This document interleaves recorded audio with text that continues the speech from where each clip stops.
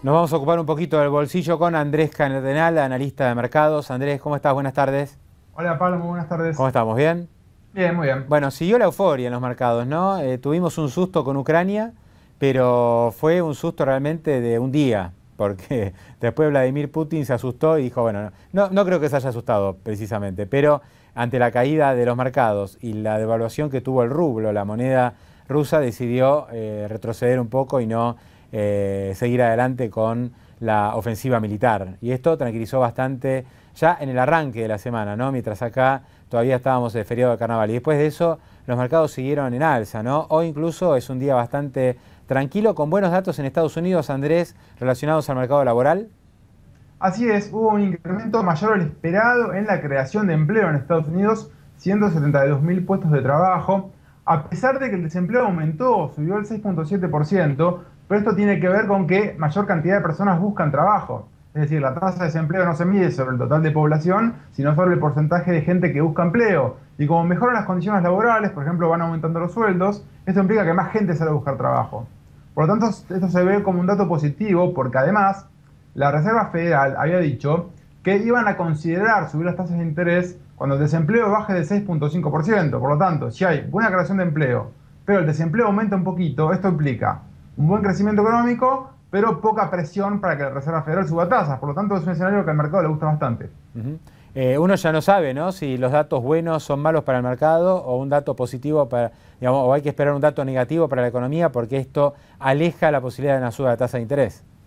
Así es, esto va cambiando, ¿no? Según un poco cómo esté el contexto. Yo te diría que mientras no haya inflación, que básicamente es el escenario que estamos viendo hoy en Estados Unidos, que la economía crezca no es un problema demasiado grave, porque la Reserva Federal no va a tener ningún apuro en subir las tasas. Entonces, mientras ellos no se apuren, van a estar manejando la situación con bastante comodidad. Es decir, en el escenario actual, por ejemplo, la economía va recuperando, no hay presión inflacionaria, por lo tanto no tienen apuro por subir las tasas de interés, y entre todo te encontrás con buen crecimiento y bastante liquidez. Y el mercado está contento con este escenario, que es un poco intermedio, ¿no? Ni una economía muy caliente ni una economía muy fría. Claro, estaba viendo, por ejemplo, un informe de Baltic Capital Markets, que es una entidad que sigue muy de cerca mercados emergentes, y obviamente hay mucha atención por lo que pasa en materia de tasas en Estados Unidos y qué puede hacer la Reserva Federal. Según Baltic, la tasa de corto plazo en Estados Unidos, que es el dato clave que mira todo el mundo, recién va a empezar a subir en el 2016.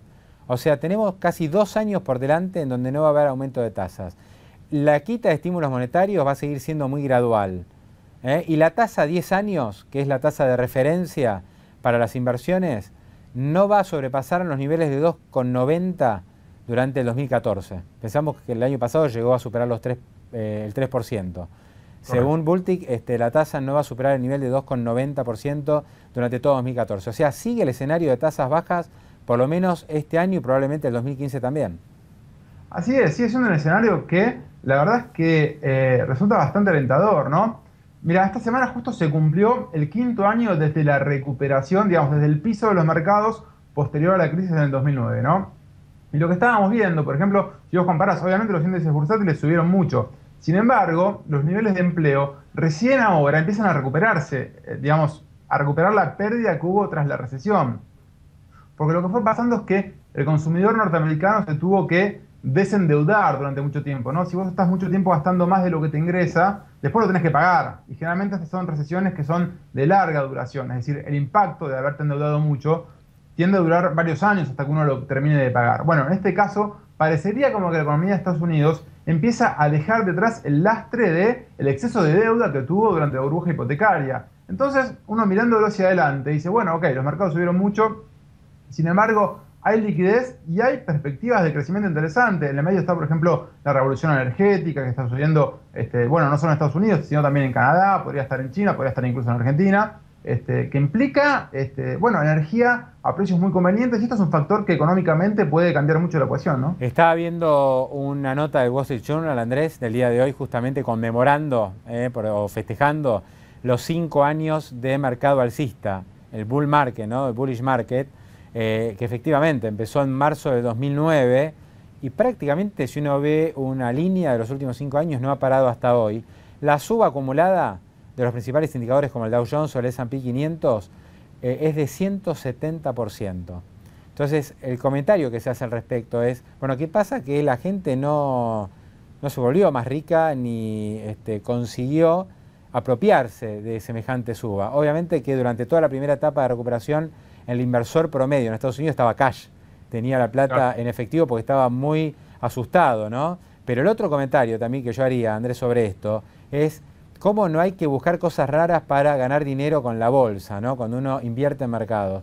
Solamente con invertir en un índice como el Standard & Poor's 500, que hay un montón de índices bursátiles que replican la marcha de este indicador clave en Estados Unidos, realmente hubieras obtenido un resultado espectacular, sin necesidad de hacer algo demasiado raro, ¿no? Invertir en monedas o en commodities o en algún sector específico.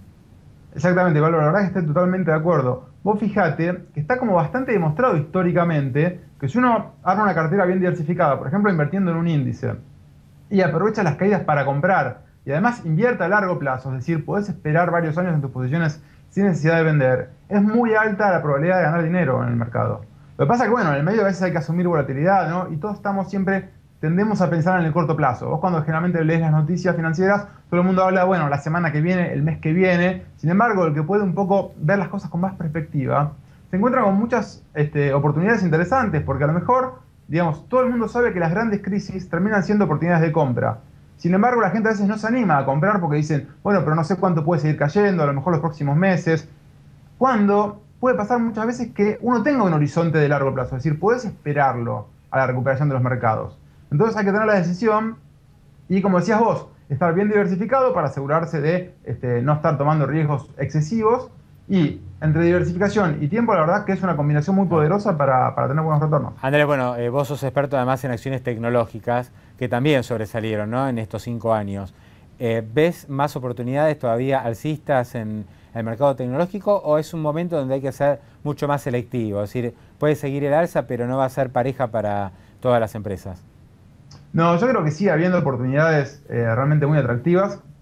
Lo que sí, bueno, hablando, como decíamos recién, por ejemplo, diversificar en tecnología es una idea muy interesante, porque lo que sucede con estas empresas es que hay mucho potencial, mucha creación de valor, pero también hay mucho riesgo cuando vos las ves a nivel individual. Por ejemplo, si querés analizar Twitter, Facebook y demás, son compañías que en el futuro pueden valer mucho más, pero ¿cuáles tenés que comprar? A un precio que es alto, es decir, a muchas expectativas de crecimiento, y compiten entre ellas por un mercado de publicidad online que es muy dinámico. Entonces, cuando vos las ves a nivel individual, el riesgo es alto. Ahora, en un conjunto de empresas que seguramente se van a apoderar de un mercado muy grande, con mucho crecimiento, bueno, la ecuación me parece que es bastante favorable para el inversor que pueda comprar y esperar, ¿no? Y dejar que las empresas vayan agregando valor con el paso del tiempo. Bien.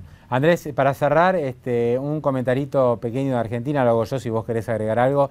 Yo lo que estoy viendo afuera es que hay muchos informes hablando de Argentina. Quienes viajan al exterior y manejan carteras te dicen Argentina volvió al radar de los inversores. Todo el mundo te pregunta por Argentina, quieren saber qué está pasando, algo que no sucedía. O sea, en los últimos 3 o 4 años habíamos salido directamente del mapa inversor. Hoy todo el mundo quiere saber, quiere estar al tanto, quiere entender qué es lo que está sucediendo. Ven que las empresas están muy baratas, ven que los bonos argentinos rinden mucho y que el riesgo tal vez no es tan grande, y de a poquito se van animando. Me parece que esto es un indicador de lo que puede suceder de acá a un tiempo, porque esto no es inmediato. Pero justamente vos decías, uno no se anima a vender en la crisis, en un momento de nervios. Bueno, por ahí todavía hay buenas oportunidades para entrar en el mercado local, esperando el ingreso de los jugadores fuertes que todavía no han entrado en acciones o en bonos argentinos. Coincido, Pablo, me parece que los activos argentinos, en términos de sus fundamentals, son bastante atractivos todavía en términos de precio. Lo que sí, el que vaya a comprar tiene que estar dispuesto a saber que, bueno, en los próximos años puede haber mucha volatilidad, ¿no? Entonces, a veces hay que ser paciente y además no entrar todo de golpe. Es decir, bueno, ok, si vas a ir entrando, va a hacerlo despacito, cuestión de poder aprovechar las caídas para comprar más y siempre con un horizonte de largo plazo. Es decir, esperar un poco a que mejore lo que se llama a veces clima de negocios o las políticas, a que se estabilice la situación macroeconómica, que haya un rumbo más claro, y en ese caso me parece que los activos pueden subir mucho de precio. Bancos e YPF, por ejemplo, son las dos fijas, ¿no? También Tenaris, una empresa, digamos, muy sólida y diversificada desde el punto de vista de sus ventas. Eso sería un poco el combo, ¿no?, que yo estoy escuchando. Una empresa como Tenaris, que es del grupo Techint y exporta mucho y está en distintos países del mundo, YPF, por todo el potencial de vaca muerta y ya habiendo solucionado el conflicto del gobierno con Repsol, que era una traba importante, y los bancos, porque también tiene evaluaciones muy atractivas en relación a bancos de otros lugares de América Latina. Seguro, y te agregaría, si te parece, de las empresas de servicios públicos, porque todavía hay una situación que es medio difícil de sostener, ¿no? Con el tema de las tarifas, los subsidios, bueno, la rentabilidad de estas empresas que es muy baja. Esto en algún momento va a tener que cambiar. Si las tarifas en Argentina empiezan a estar más en línea con lo que son las tarifas en el resto de Latinoamérica y hay un marco, digamos, regulatorio un poco más amigable, creo que las empresas de servicios públicos también tienen mucho para subir. Andrés Cardenal, gracias, buen fin de semana, ¿eh?